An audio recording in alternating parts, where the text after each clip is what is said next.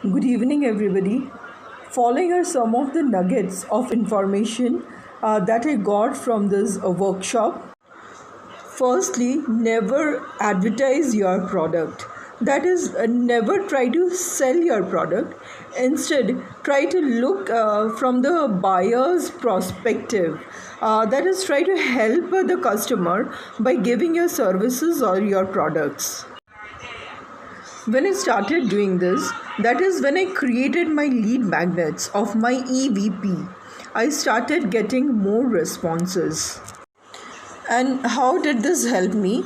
After practically doing this, I started getting more responses from my lead magnets. And instead of like when I used to post my advertisement, hardly I used to get responses. Now, when I have started posting my lead magnets and trying to offer my services or trying to give offering them help, I have started generating more leads. Always have more than one product. If possible, try to create 3 to 4 products or services. This way you can create your EVP. And first, sell your EVP, and once you build a relationship with your customer, then you can easily convince him to buy your final product. Rise and shine.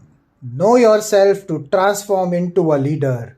जगाओ जगाओ अपनी सोने की चिड़िया को जगाओ. सोने की चिड़िया को जगाओ.